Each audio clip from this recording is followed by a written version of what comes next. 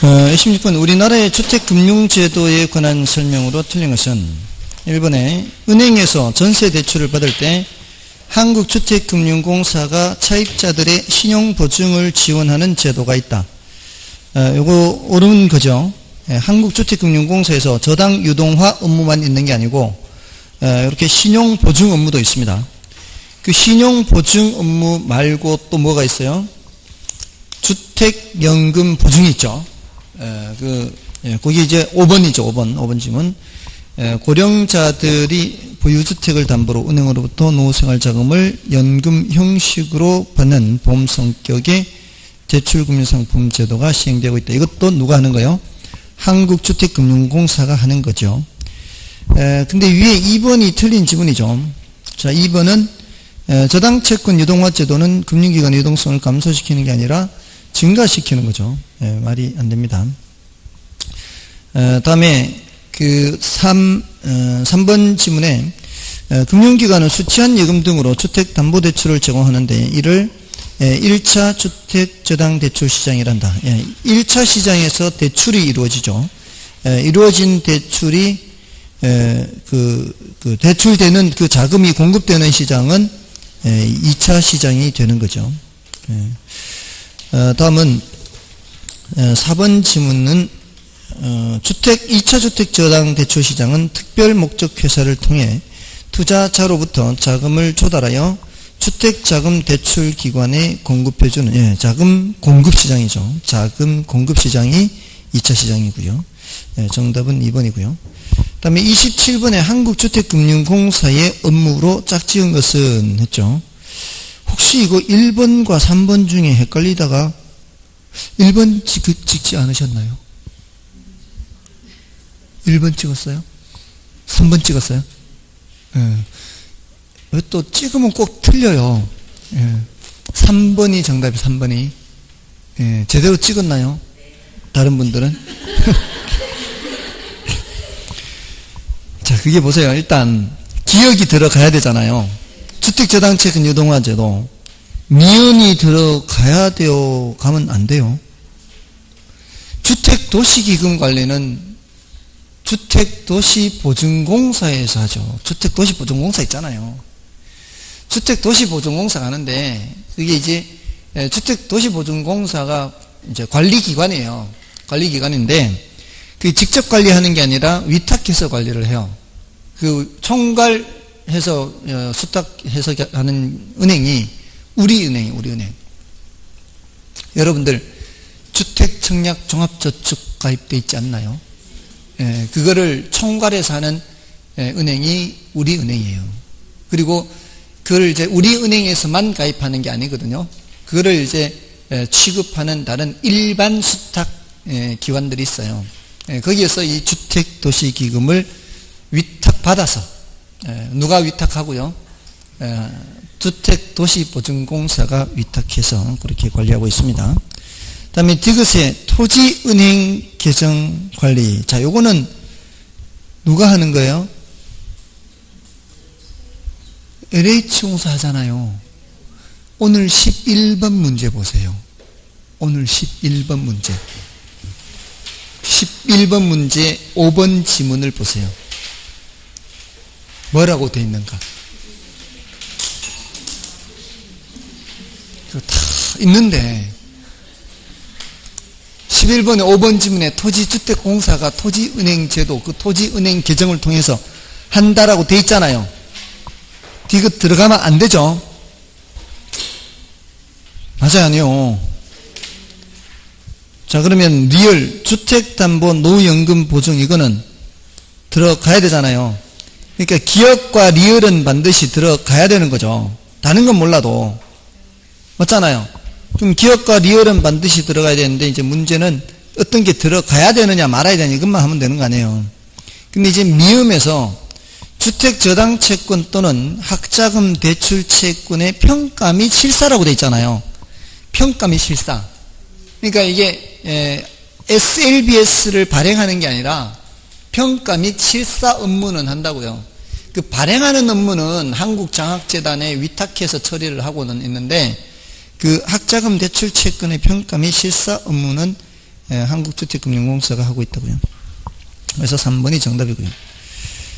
다음에 28번은 부동산 관리에 관한 설명으로 틀린 것은, 자, 의외로 이거를 틀린 분들이 많아요. 이게 정답이 4번인데요. 위탁관리 방식이잖아요. 관리하는 각 부분을 종합적으로 운영한다 또는 종합, 통제 이런 말이 나오면 이거는 자가관리의 장점에 해당하는 겁니다. 종합, 통제. 통제도 자가관리가 통제가 더 잘 된다고요. 그래서 4번이 틀렸고요. 그 다음에 1번에 부동산 관리는 부동산 소유자의 목적에 따라 대상 부동산을 취득 후 행하는 일체의 운영 유지 활동을 말하고요. 전부 다죠. 취득해서 처분할 때까지 하는. 의외로 2번을 체크를 많이 하셨는데, 건물과 부지 간의 관계잖아요. 물리적인 관계예요. 우리 토토건건 이렇게 하잖아요. 토지건물. 물리적 토자결합법이라고 하죠. 토토건건. 토지와 건물 간의 관계는 기술적 부분이에요. 기술적 부분. 그래서 2번 맞는 말이고요. 그 다음에 자가관리 방식의 장점은 시설과 설비에 대한 애호정신이 높고 기밀 유지가 용이하다는 점이다. 그렇고요. 그 다음에 5번 지문은 부동산의 유지관리 업무 수행 시 대상 부동산의 유용성을 발휘할 수 있도록 사전에 예방하는 것이 바람직하다. 그렇죠. 예방적 유지가 제일 중요하죠. 유지 활동에는 예방적 유지도 있고 또 대응적 유지도 있고, 대응적은 이제 사후적 유지죠. 그 다음에 일상적 유지가 있죠. 늘상 하는 거. 정기적 유지죠. 이게 다 유지 관리거든요. 유지 관리. 유지 관리는 다 어디에 속하는 거예요? 다 기술적 관리에 속하는 거예요. 기술적 관리. 여기 이제 사전적 유지, 여기 사후적 유지, 여기 정기적 유지. 제일 중요한 건 미리 예방해야 되는 거죠. 다음에 29번인가요? 정답 4번이었고요. 부동산 분석에 관한 용어 설명 중 옳은 것은, 자, 이거는 용어를 아셔야죠. 시장 분석하면 뭐예요? 시장 하면은 수요 공급 나와야 될 거 아니에요. 그래서 부동산 유형에 대한, 특정 지역이나 부동산 유형에 대한 수요 공급 등을 분석, 1번이 바로 옳은 거고요. 그 다음에 2번의 흡수율 분석은 뭐예요? 공급된 부동산이 지난 1년간 또는 지난 1개월간 얼마만큼 흡수됐는지 보는 거 아니에요. 분양 또는 임대됐는지 보는 거 아니에요. 근데 개발사업과 관련한 거시적 경기 동향, 정책 환경, 지역 시장의 특성 이런 걸 분석하는 것은 지역 경제 분석이고요. 그 다음에 시장성 분석하면 뭐예요? 어떤 물건 놓고 얘기해야 된다 그랬잖아요. 시장성이 있다 없다. 어떤 구체적인 물건이. 그러니까 여기는 그 4번 지문처럼 얘기를 해야 돼요. 4번 지문처럼 시장성 분석은 대상 개발 사업이 분양 또는 임대될 수 있는 가능성은 그 대상 개발 사업 자체를 보고서 얘기하는 거죠. 그래서 해야 되는데 3번의 내용이 뭔가 하면은 그거는 지역 경제 분석의 내용이에요. 3번의 내용은 지역 경제 분석에서 하는 거고요. 그 다음에 4번의 타당성 분석은 구체적인 수익성을 분석하는 거죠. 그렇게 해야 되는 거고, 또 의외로 또 5번을 체크하신 분들이 계세요. 그 지역 경제 분석은 앞에 2번 지문이나 3번 지문에서처럼 표현을 해야 돼요. 근데 그 뒤에 대상 점포가 고객을 끌어들이는 지리적 범위가 뭐예요? 그거는 상권이에요. 상권, 배후지. 그러니까 상권 분석을 지금 5번에서 지금 표현하고 있는 거예요. 그래서 정답은 1번이고요.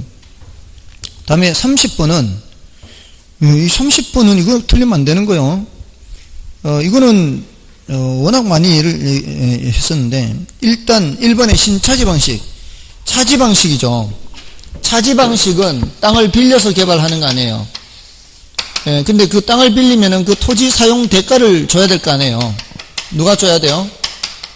개발업자가 누구한테? 토지 소유자한테. 땅을 빌렸으면 대가를 줘야 될 거 아니에요. 근데 신차지 방식은 어떻게 하는 거예요? 계약 기간 동안 뭐를 줘요? 계약 기간 동안 고액의 지대를 줘요. 지대를. 정당한 대가를 다 지불한다고요. 그럼 계약이 종료됐을 때 이 말이에요. 10년, 15년 또는 20년 계약이 종료됐을 때 지상에 건물이 아직 쓸만한 건물이 남아있단 말이에요. 그 지상에 쓸만한 건물은 돈 받고 팔아야 되죠. 토지 소유자한테. 그 지상물 매수 청구권 생각하라 그랬잖아 그때. 그게 신차이 방식이라고요. 그래서 일본이 많고요. 유상으로 양도하는 유상으로. 그다음에 2번은 등가 교환 방식이잖아요. 등가 교환의 의미가 뭐라고 했어요? 투입 자금 비율로 하는 거예요. 투입 자금 비율로. 그 투입 자금 비율로 나누는 방식이요. 그게 이제 공유 지분 등기에서 나눌 수도 있고요. 분양 수익금을 나눌 수도 있겠고, 또는 면적을 나눌 수도 있겠고, 이렇게 투입 자금 비율로 여기 키워두고 맞고요. 그다음에 사업위탁 방식은 뭐라 그랬어요? 이게 개발하려면 토지도 있고, 자금도 있고, 노하우도 있어야 되는데, 이게 다 한 사람한테 다 있으면은 자력개발이라고 그랬잖아요. 한 사람한테 다 있으면 자기가 직접 하면 되죠. 근데 사업위탁 방식은 토지하고 자금까지 누가 갖고 있는 거예요? 토지 소유자가 갖고 있는 거잖아요. 그리고 노하우에 대해서 수수료 지불하는 거 아니에요, 노하우.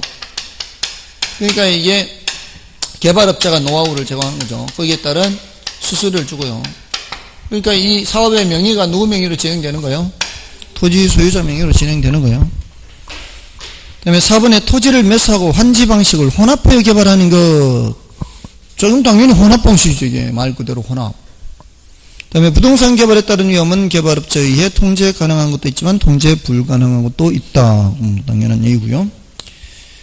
다음 이제 31번은 토지 가격 결정에 영향을 미치는 요인에 관한 설명 중 옳은 것은 단 자본시장은 완전하고 다른 요인은 불변이라고 가정한다. 이건 뭐 우리 출제 오류를 피하기 위한 것이고요. 이거는 문제 푸는 데는 별 관계가 없는 내용입니다. 자, 1번에 기대 인플레이션율이 오르면 토지 가격이 올라가요, 내려가요? 기대 인플레이션이 오르면 토지 가격은 올라가게 되는 거죠. 그래서 1번은 틀린 말이죠. 맞는 말이죠. 2번은 토지에 대한 위험이 커지면 토지 가격이 상승한다. 자, 위험이 커지면 어떻게 됐어요? 위험이 커지면 가치는 떨어지겠죠. 자, 이거는 이제 요거 생각하면 되는데요. 투자 가치는 요구 수익률분의 장래 기대 수익이에요. 위험이 커지면은 요구 수익률이 어떻게 해요? 위험이 커지면은 요구 수익률이 커지겠죠. 또 위험이 커질수록 투자자가 요구하는 수익률은 커지잖아요. 그러면 가치는 떨어지게 되죠. 이거는 역수관계 있으니까. 됐나요? 그래서 위험이 커질수록 가치는 하락하게 되는 겁니다. 다음에 신도시 개발 계획이 발표되면 사업 예정지 주변 지역의 토지 가격이 당연히 상승하게 되겠죠. 말도 안 되고요. 다음에 지대가 상승하면 토지 가격이 하락한다. 지대가 올라가면은 토지 가격은 여기 이제 요거는 이 공식이죠. 이 공식하고 이 위의 공식하고 구조가 똑같아요. 이자율분의 뭐예요? 지대. 지가는 이자율분의, 여기는 이제 요구 수익률, 주관적인 수익률이 들어가면 여기가 주관적인 가치가 되는 거고, 여기가 객관적인 이자율이 들어가면은 객관적인 토지가격 지가가 나오는 거죠. 그러니까 이자율과 지가 관계는 반비례, 지대와 지가 관계는 비례, 이렇게 되는 거죠. 그래서 4번, 5번이 모두 틀린 거고요. 다음에 32번은 이제 공업 입지론이죠. 공장 부지 입지 요인에 관한 다음 설명 중 틀린 것은 1번에 중간재나 완제품을 생산하는 공장, 중간재나 완제품 이런 것들은 시장 근처에 있어야 되겠죠. 그런 것들이 이제 완제품이 이제 바로 시장에 수출을 해야 되니까 시장 지형 입지를 하고요. 노동 집약적이고 미숙련공을 많이 사용하는 공장은 그는 노동 지형 입지를 선호하죠. 이제 저임금 노동력을 많이 사용해야 되니까. 그다음에 기업 조직의 공간적 분업이라든가 공간 연계 등 기업의 조직 구조 변화도 입지 요인으로 들 수 있겠죠. 그다음에 3번 대상 지역의 기업 환경, 중앙 정부나 지방 정부의 지원 등도 부지 선정 시 고려해야 할 중요한 요인이 된다. 그렇죠? 이게 이제 지역별로 막 그 기업들을 유치하잖아요. 왜? LG 같으면 파주에 있나요? 뭐 또 삼성 하면 수원에 있다가 뭐 천안이나 뭐 평택 이런 쪽으로도 공장 이제 더 증설하고 하잖아요. 그런 것들이 다 그 지방 정부에서 그만큼 많은 지원을 하거나 하기 때문이죠. 그런 것들도 요인이 되는 거고요. 다음에 4번에 원료 지수가 1보다 작대요. 원료 지수가 1보다 작으면 이거는 원료 무게가 많이 나가는 거예요? 적게 나가는 거예요? 원료 지수가 1보다 작으면 원료 무게가 적게 나가는 거 아니에요? 원료 무게가 적게 나가면은 어디 근처에? 시장 근처에 공장을 지어야 되겠죠. 근데 뒤에 중량 감소 산업은 원료 지향 입지가 맞아요. 중량 감소라는 게 제품을 만드는 과정에서 폐기물이 많이 생긴다는 얘기죠. 그러니까 중량이 점점 줄어드는 거 아니에요? 원료 중량에서 제품 중량으로 가면서. 그러면은 그 폐기물을 그 원료 산지에서 버리고 제품만 싣고 가야지 그 무거운 원료까지 다 싣고 가는 거는 의미가 없는 거죠. 그러니까 원료 지향 입지. 뒷부분은 맞는데 앞부분 때문에 틀린 거예요. 4번이 틀렸습니다. 다음에 운송비 비중이 적고요. 기술 연관성이 높으며 계열화된 산업의 경우, 자, 계열화된 산업이 어떤 거예요? 여러분들은 계열화된 산업이 뭔 생각이 떠오르세요? 계열화됐다면? 이게 이제, 그 자동차 같은 거는 이제 이 회사에서 부품을 만들면 그 부품을 이용해서 조립해서 이렇게 자동차 만들잖아요. 이런 것들이 계열화라고 볼 수 있어요. 이게 이제 기술 연관성이 높은지는 모르겠는데, 이것도 일종의 계열화예요. 하림 닭고기 있죠. 하림 닭고기. 제가 하림 닭고기 얘기를 많이 하죠. 그 하림 닭고기가 육가공업체죠. 닭고기 육가공. 이게 닭고기를 이렇게 가공을 해서 닭가슴살만 하든가 아니면은 닭다리만 하든가 아니면은 통닭, 생닭으로 하든가 이렇게 가공을 해서 판매를 하는 업체잖아요. 그러려면은 저거를 가져와야죠. 양계장으로부터 육개를 공급을 받아야 될 거 아니에요. 육개를 공급을 받아야 그걸 이제 가공해서 시장에 출하를 할 거 아니에요. 근데 양계장이 어떤 때는 팔았다가 어떤 때는 안 팔았다가 하면은 이게 제대로 안정적으로 공급하기가 어렵잖아요. 그러니까 아예 하림에서 양계장을 운영을 하는 거죠. 자기네가 아예 양계장을 운영을 해버리면 안정적으로 원료를 공급받을 수 있잖아요. 자기네끼리 하니까. 그걸 이제 꼭 하림에서 하는 게 아니라 자회사를 설립해서 자회사가 설립하게 공급하게 할 수 있잖아요. 그렇게 하거나. 자, 근데 계속 그렇게 양계장을 운영하는데 닭 사료 회사가 어떤 때는 주고 어떤 때는 안 주고 쉬었다 놨다 그래요. 그럼 어떻게? 아예 닭 사료 회사를 차려야지. 그러니까 다 해먹는 거죠. 그게 계열화예요. 계열화. 대기업이 다 그렇게 대기업 되는 거 아니에요. 원래 현대건설에서 건설하다 보면 중장비를 사용해야 될 거 아니에요. 그러니까 아예 중장비를 만들어버리는 거지. 맞잖아요. 그리고 그 중장비를 만들어 수출하다가 보니까 아예 조선사를 상선, 현대상선, 이 상선을 만드는, 그리고 자기네 배로 이렇게 수출하고, 나중에 아예 배를 자체를 그냥 만들어버리거나, 이렇게 이제 다 계열로 하는 거예요. 그러면서 그룹이 커지는 거 아니에요. 그러니까, 계열화라는 것이 바로 그런 것들인데, 그게 기술 연관성이 높으면서 계열화되어 있을 때는, 그때는 한데 모여있는 게 유리하다, 이 말이에요. 집적지향. 됐나요? 그게 32번 맞는 말이고 4번이 정답이고요. 다음에 이제 33번은 자, 이게 허프의 계산 문제인데요. 자, 이 허프의 계산 문제는 그래도 비교적 쉬운 축에 속하는 거죠. 자, 요 문제 풀 때는 조심해야 되는 게 뭐예요? 두 가지. 그 괄호 속에 마찰계수가 인지 아니면 다른 숫자인지를 봐야 되고요. 마찰계수. 그리고 또 도시 인구의 일부만 이용하는지 전부 다가 이용하는지 이 함정이 있는지를 봐야죠. 여기서는 그런 함정이 없죠. 그런 함정이 없으니까 도시 인구 15만 명 모두를 신규 할인 매장과 기존 할인 매장, 지금 우리가 계산해야 되는 거는 신규 할인 매장이죠. 요거 이제 당기는 힘을 계산해야 되는 거죠. 요거 이제 계산하는 거예요. 그래서 신규 할인 매장은 크기는 5,000이고 거기까지 거리는 5km니까 25, 5의 점 25죠. 25의 오차는 200이죠. 그리고 기존 매장이 당기는 것은 3의 제곱 9분의, 그 다음에 3600인가요? 그러면 400 해서 200대 400 하니까 1대2죠.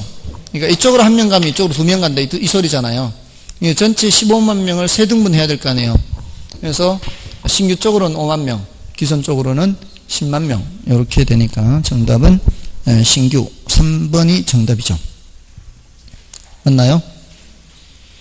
자, 다음에 34번은요. 이 34번에서 속으신 분들이 많은데 정말 대단히 죄송합니다. 근데 이게 실전에서도 이래요. 34번 정답이 2번이거든요. 그 차별화 자리가 있죠. 그 2번에 3번, 세 번째 줄에. 차별화에 포지셔닝 돼 있는데 그게 프로모션이 들어가야 돼요. 홍보 촉진. 4P라고 다 P 있다고 다 같은 P가 아니에요.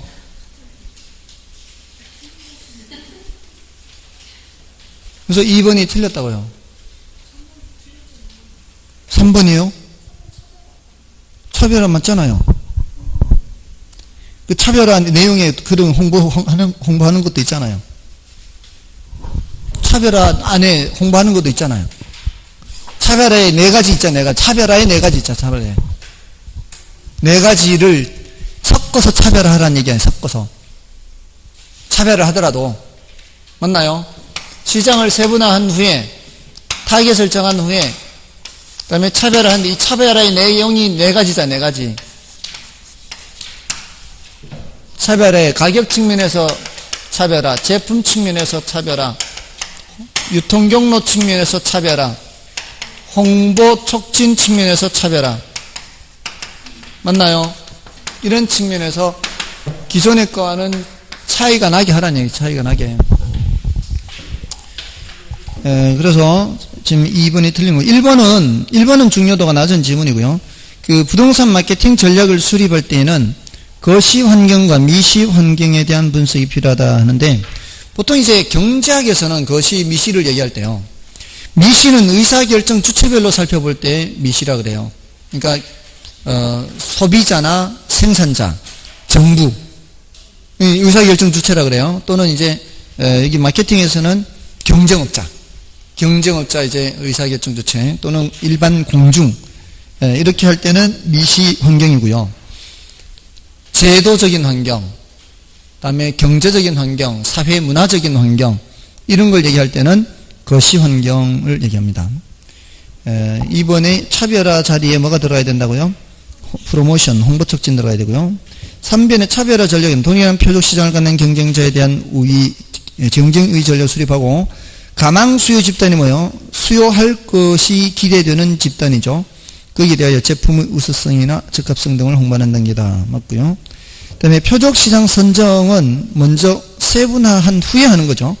세분화된 시장에서 대상 상품의 가망 수요 집단을 확인하고 표적 시장에 적합한 신상품을 기획하는 단계이다. 맞고요. 그 다음에 부동산 마케팅은 부동산 시장이 공급자 주도 시장에서 구매자 주도 시장으로 전환됨에 따라 더욱 중요하게 되었다. 그렇죠. 정답 2번이었고요. 다음에 35번 혹시 3번 체크하신 분들 계시나요? 3번. 그것도 죄송합니다. 또. 끝까지 잘 읽어야죠. 지금 그게 그 첫 번째 기억이 들어가는 게 시점 수정 및 기준 시점을 확정해야 하는 이론적 근거가 되는 것은, 이건 너무 쉽죠. 변동의 원칙. 변동의 원칙이 135번에 있잖아요. 근데 니은에 들어가는 게 추가 투자의 적정성 판정만 본다면 3번도 답이 될 수가 있어요. 근데 뒤에 뭐라고 돼 있어요? 한정가격 산정까지 들어가면 이거는 기회 원칙이 들어가야 되죠. 그죠? 끝까지 보셔야 되는데, 아무튼 요거 틀리신 분들 죄송합니다. 제가 요거는 일부러 그랬어요. 일부러 중간에 넣었어요. 끝까지 읽으시라고. 그 다음에 36번에요. 지역 분석의 대상 지역 중에서 인근 지역과 관련된 설명 중 틀린 것은, 자, 틀린 것 찾습니다. 자, 인근 지역 하면 제일 키포인트가 대상 부동산이 속해 있는 지역. 자, 이게 제일 키포인트입니다. 그래서 대상부동산에 속해 있는 용도적으로 동질적인 지역을 말하며 그 범위는 가변적이다. 당연하죠. 뭐 고정되어 있는 것은 아니죠. 그 다음에 이번에 유사지역은 인근 지역과 지역 특성이 유사하고 특정한 용도를 중심으로 용도상 대체 관계가 성립해야 되죠. 그런 지역이 유사지역이고요. 그 다음에 3번에 인근지역은 대상부동산의 가격 형성에 직접적으로 영향을 미치는 지역이죠. 유사지역은 이제 간접적으로 영향을 미치겠지만 인근지역은 대상부동산이 그 속에 들어가 있으니까 직접 영향을 미칩니다. 근데 4번이 틀렸죠.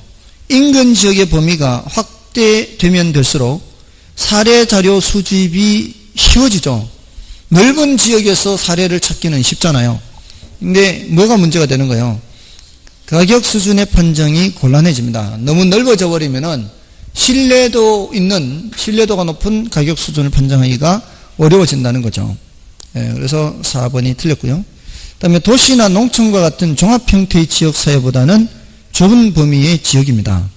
왜냐하면 이게 인근지역은 용도적 기능적으로 동질성을 갖는 지역이거든요. 근데 종합 형태로서의 지역 사회는 다른 용도 지역을 포함하는 넓은 범위란 말이에요. 그 지역사회 안에는 다른 용도 지역도 있잖아요. 그러니까 종합 형태의 지역사회는 동일 수급권과 유사해요. 동일 수급권. 그래서 4번이 정답이고요. 다음에 37번은 요거는 틀리면 안 되는데요. 의외로 많이 틀리신 것 같아요. 이거 지난주에 했거든. 지난주에.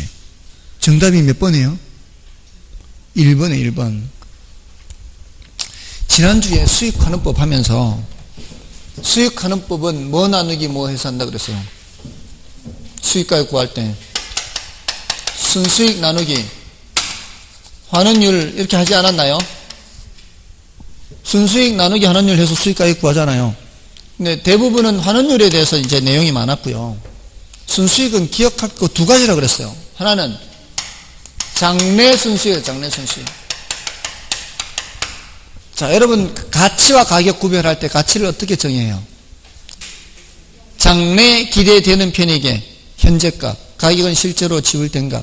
그래서 장래 기대되는 편익의 현재값 이렇게 하잖아요. 내구재는 앞으로 얻을 수 있는 편익이 중요하다고요. 근데 수익 방식은 어떻게 평가한다 그랬어요?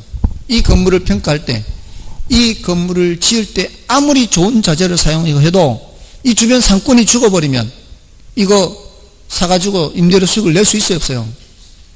그거는 사는 사람 입장에서, 수요자 입장에서는 지나간 거 중요한 게 아니고 앞으로 벌 수 있는 수익이 중요하다 그랬잖아요. 수익 방식은 앞으로 벌 수 있는 수익의 크기를 보고 가치를 평가하는 방식이에요. 그러니까 가치 정의하고 딱 맞아떨어지는 가장 이론적으로 좋은 방법이 수익환원법이라고요. 그러면 순수익을 지난 1년간 순수익 사용하면 돼요, 안 돼요? 안 되죠. 지난 1년간 순수익 사용하면 안 되고 장래 순수익을 사용해야 되지. 지난 거 사용하면 뭔 소용이 있어요? 앞으로 안 좋다면. 그러니까 틀린 거예요. 이런 걸 틀리면 안 된다 이 말이에요. 아시겠죠? 그리고 두 번째가 장래 순수익이고 두 번째가 안정화된 순수익이라고 그랬어요. 이 순수익을 앞으로 예상되는, 이제 내가 10년을 보유하든 15년을 보유하든 길게 보유하더라도 앞으로 예상되는 1년치만 계산한다 그랬어요. 앞으로 예상되는 1년치만 계산하고 그게 남은 기간 동안 똑같은 금액이 들어온다고 가정한다 그랬어요. 그러면 첫 번째 예상하는 그 금액에 어쩌다 발생하는 거 들어가면 돼요, 안 돼요? 어쩌다 발생하는 거 들어가면 안 된다 그랬다고요. 그래서 안정화된 순수이고, 이걸 알아야 요건을 외울 필요 없다 그랬어요. 그 요건이라는 게 안전하고 확실하게 산출되는 수익이라야 되고요. 계속적 규칙적으로 발생하는 것이 돼야 되고요. 합리적 합법적으로 발생해야 돼요. 그리고 통상의 이용 능력과 방법에 의한 수익이라야 돼요. 그런 것들이 이제 안정화된 순수익이에요. 그러면 이 요건을 외울 필요가 없다고요. 안정화된 순수익으로 해결이 가능하단 말이에요. 그래서 장래 순수익이고 안정화된 순수익이라야 돼요. 그 다음에 이제 환원율에 대해서 많았잖아요. 환원율은 총 투자액분의 순영업 소득이다. 아니면 이제 부동산 가격분의 순수익이다. 환원율은 수익률 더하기 회수율로 되어 있다. 환원율을 산정하는 방법에는 시조 12가 있다. 이런 여러 가지 환원율에 대해서 주로 했단 말이에요. 순수익은 할 게 두 가지밖에 없다고요. 근데 그걸 지금 질문하고 있는데 틀린 거 아니에요. 그죠? 그러면 용서가 안 되는 거죠. 자, 근데 2번 보세요. 과거에 건축된 빌딩의 건축비가 명확히 알려져 있더라도 여기에 바로 감가 수정을 하는 것이 아니라 기존 시점 현재 재조달 원가를 산정한 후 감가 수정을 하여 적산가액을 구한다. 가하여라는 말 때문에 그렇죠. 그게 뭔가를 가한다는 게 그 더한다는 의미를 갖고 있는 게 그 감가 수정액을 이렇게 하는 거라면은 모를까. 감가 수정액을 하는 것도 아니고 무슨 작업을 하는 거 아니에요. 작업을. 감가 수정이라는 작업을. 그래서 적산가액을 구하는 거 아니에요. 아무튼 지금 2번을 체크하신 분이 많은가요? 가하여 때문에? 이거 순전히 국어의 문제예요. 국어에. 아무튼 이론적으로 차지. 이론적으로 이 감가 수정액을 가산하여 하는 것도 아니고 가하여 하는 거는 이거는 그만큼 1번에 대한 자신이 없었다는 얘기 아니에요. 틀린 거를 그냥 지나가고 체크를 한다는 얘기는. 그리고 3번, 4번은 너무나 분명하잖아요. 거래사례 비교법 적용 시 사례부동산은 대상부동산과 동일성 및 유사성이 인정되는 사례에 의해야 한다. 그렇죠? 그리고 4번도 감정평가 3방식은 시장성, 수익성, 비용성의 차관에 성립한 것이며 가격과 임대료를 구하는 방법으로 나뉜다. 이건 너무나 분명하니까.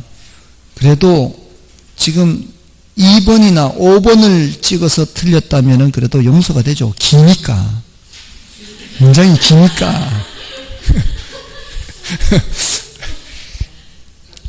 5번은 3방식 적용 결과 각 시산가액이 일치하지 않은 경우 각 방식의 가중치를 달리하여, 이거 맞잖아요. 시산가액 조정할 때는 산술평균하는 게 아니라 가중치를 달리하여 주된 방법에 의한 시산가액을 다른 방법에 의한 시산가액으로 합리성을 검토하여 감정평가 가격을 결정한다.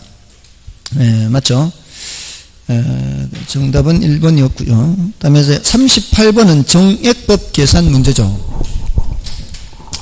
여러분, 이 정액법 계산 지난주에 어떻게 한다 그랬어요?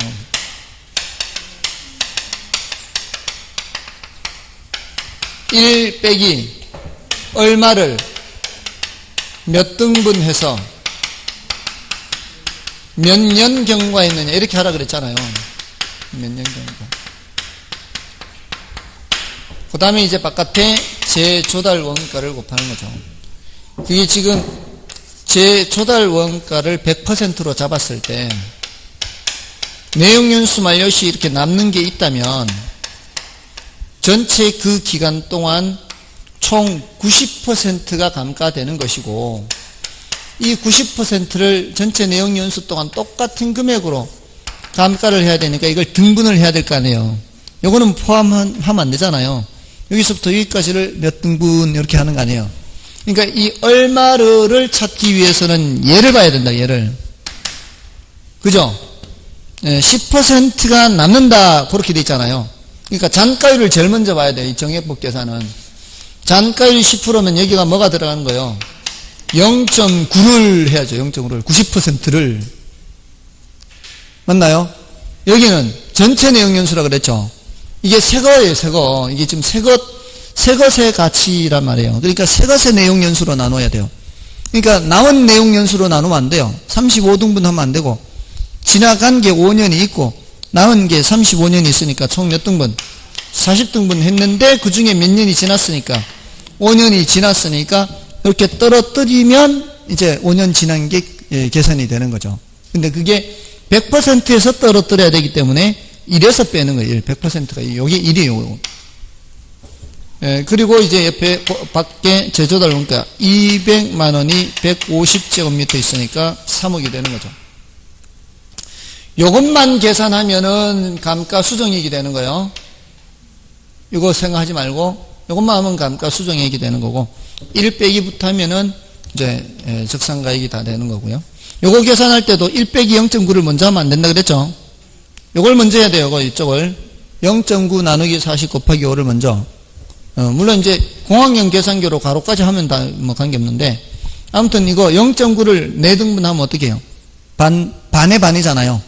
0.9를 반토막 하면은 0.45 0.45를 또 반토막 하면 0.225 10으로 또 나눠야 되죠. 그럼 0.0225 여기 곱하기 5 5, 25 5, 21 5, 20 5, 22죠 이게 5, 22가 올라갔으니까 1이 올라가고 5, 21이죠 1이 올라갔으니까 0.1125 나오죠. 그럼 요 1 빼기 0.1125니까 0.8875죠 8875 8875 곱하기 3억 나오죠. 200만원이 150제곱미터니까 3억 3호 15 1 올라가고 37이 22 2 올라가고 38이 26 2 올라가고 38이 26 26625 그 배열 순서 26625 찾으면 되는 거죠. 여러분은 계산기로 하면 되고요. 자, 그래서 정답은 2번인가요? 자, 다음에 39번은 표준지 공시지가를 기준으로 계산하는 겁니다. 자, 이 표준지 공시지가는 표시직입니다. 표시직에. 표준지 공시지가를 기준으로 할 때에는 표시직이라고요. 사례를 이용할 때는 사례 가격의 사시지계, 표준지를 이용할 때는 표시지계, 이렇게 여기에 항목에 해당하는 숫자들을 찾아서 곱하면 되는 거고요. 사례를 이용할 때는 사시지계 이렇게 하면 되고 여기에 해당하는 것들을 찾아서 곱하면 되고. 근데 이 문제는 표준지 공시지가 얼마예요? 10,000원이죠. 여기 10,000원이고. 두 번째 뭐라고 되어 있어요? 지가 변동률이 10%면은 그동안에 10% 올랐으면은 우리 이자 계산할 때 10% 이자를 계산하면은 1년 뒤에 원금 이자가 얼마인지를 계산할 때 1.1을 곱하는 것처럼 여기도 1.1을 곱해야 지가 변동을 반영을 하는 거죠. 다음에 왜 두 번째 건 안 읽어요? 대상 토지는 표준지 인근지계 소장 이거 왜 안 읽어? 그거는 뭔 뜻이에요? 대상 토지는 표준지 인근지계 소장 이거는 같은 지역이에요. 같은 지역. 같은 지역이기 때문에 여기가 지역 요인 비교치가 1이란 뜻이에요. 요놈이에요. 요놈. 어차피 사정보정은 안 하는 거예요. 표준지 공시지가에서는. 그 두 번째 줄의 의미가 뭐라고요? 같은 지역, 인근 지역, 같은 지역은 지역 요인 비교치가 1이란 뜻이에요. 여기에 이거는 수정 작업을 할 필요가 없다. 같은 지역이니까. 여기에 대한 겁니다. 아시겠죠? 표시직에서. 다음은 이제 개별만 남았잖아요. 그래서 그 밑에 개별 요인 분석표가 있죠. 자, 그 개별 요인 분석표 나왔는데 이렇게 항목을 이렇게 나누는 걸 이론적으로 무슨 법이라 한다고요? 평점법이라고 한다. 평점법. 종합적 비교법보다 평점법이 더 객관적이라고 했었고, 그 다음에 항목을 보세요. 가로 조건, 접근 조건, 획지 조건, 환경 조건, 행정 조건, 기타 조건이 있는데 거기에 획지 조건 있죠. 그 획지 조건이 있는지 없는지를 보고 뭘 판단한다 그랬어요? 개별 요인을 비교하는 거냐, 지역 요인을 비교하느냐. 획지 조건이 있으면 개별 요인 비교, 없으면 지역 요인 비교예요. 그래서 지금 개별 요인 비교하니까 들어가 있는 거예요. 자, 그러면은 자, 표준과 대상으로 돼 있잖아 지금. 우리 표준지 공시지가를 이용하니까 표준과 대상. 자, 우리 이제 비교치를 계산할 때 사례분의 대상 이렇게 수업했죠. 자, 여기는 사례 자리에 뭐가 있는 거예요 지금? 표준이 있는 거예요. 사례 자리 표준. 사례 없이 표준과 대상 나올 때는 얘를 사례로 잡으면 되고요. 어떤 경우는 이렇게 나와요. 사례 부동산이 있는데 표준 획지가 어떠하다 이런 말이 나와요. 그러면 얘를 대상으로 잡으면 되는 거예요. 얘를 사례로 잡으면 되고. 사례와 표준 이런 식으로 말이 나오면은 사례와 표준 획지 이런 말이 나오기도 해요. 이럴 때는 대상이 없잖아. 안 보이잖아요. 그럴 때는 표준의 대상 대신 역할을 하면 되는 거고요. 여기는 사례가 없고 표준이 대신 나와 있잖아요. 그럴 때는 표준이 사례 역할을 하면 되는 거예요. 아시겠어요? 예를 들어서 사례가 10만 원에 거래됐는데 이거는 표준 핵지에 비해서 고가로 거래됐대요. 표준 핵지라면 8만 원에 거래될 거를 표준 핵지면 8만 원에 거래될 거를 얘가 10만 원에 거래됐대요. 너무 고가로 거래됐잖아요. 그러면은 그렇게 해서 2억 5천에 거래됐대요. 뭐 이렇게 그런 금액이 나올 거 아니에요. 총 몇 제곱미터인지는 모르겠는데 사례에 비해서 표준에 비해서 이렇게 됐다. 그러면 사정보정치는 할 거 아니에요. 사정보정치를 계산하여라. 그럼 어떻게 한다고요? 10만원 분의 8만원 이렇게 한다고. 10만원 분의 사례분의 대상 이렇게. 얘가 대상 자리에 들어가는 거고 역할을 얘가 대상 역할을 하는 거고 여기서는 얘가 사례 역할을 하는 거고. 됐나요? 자, 그러니까 지금 거기 표준이 전부 다 100으로 통일되어 있잖아요. 표준은 100으로 다 통일되어 있으니까 그 대상이 차이가 나는 거 100은 관계없어요. 대상이 100인 거는 신경 쓸 필요 없고 차이가 나는 거는 첫 번째, 세 번째밖에 없죠. 첫 번째, 세 번째 모두 다 100분의 90, 100분의 90이니까 이게 0.9, 0.9 하면 되는 거죠. 그러니까 0.9, 0.9, 1.1 곱하면 되는 거죠.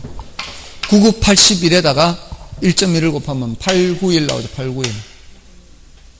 81에다가 81 하는 거니까 891 나올 거 아니에요.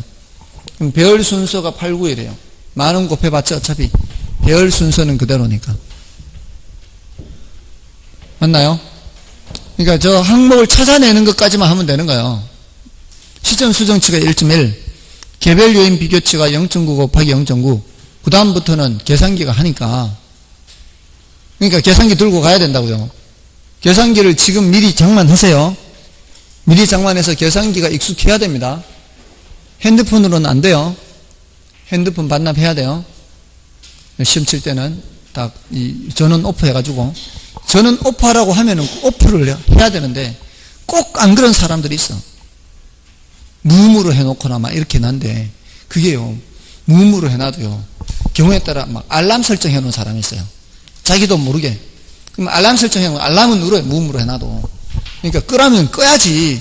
그걸 꼭 또 진동으로 해놓고 진동으로 해도 소리 다 들려요. 그거 저거 해가지고 퇴장시켜도 할 말 없어요. 시험 감독관이 그 주인이 누군지 찾아서 퇴장시켜도 할 말 없습니다. 그건.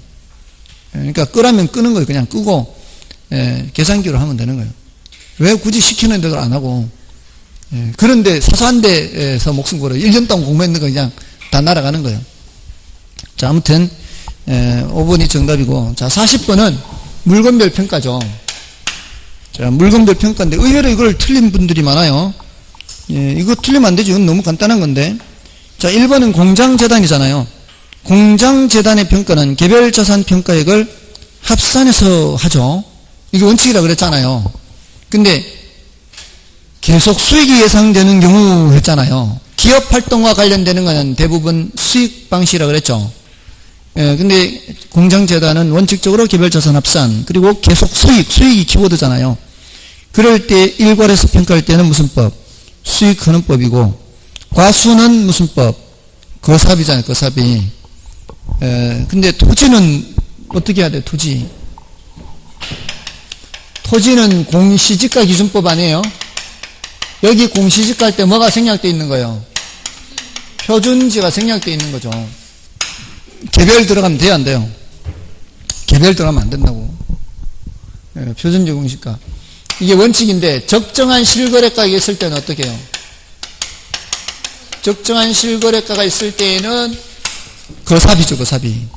적정한 실거래가 있을 때는 적정한 실거래가가 뭐예요? 그러면은 부동산 거래 신고에 관한 법률에 따라 신고된 사례로서 도시지역은 3년 이내, 도시지역 외 지역은 5년 이내 사례로서 적정하다고 인정하는 가격이 사례가 이 적정한 실거래가죠.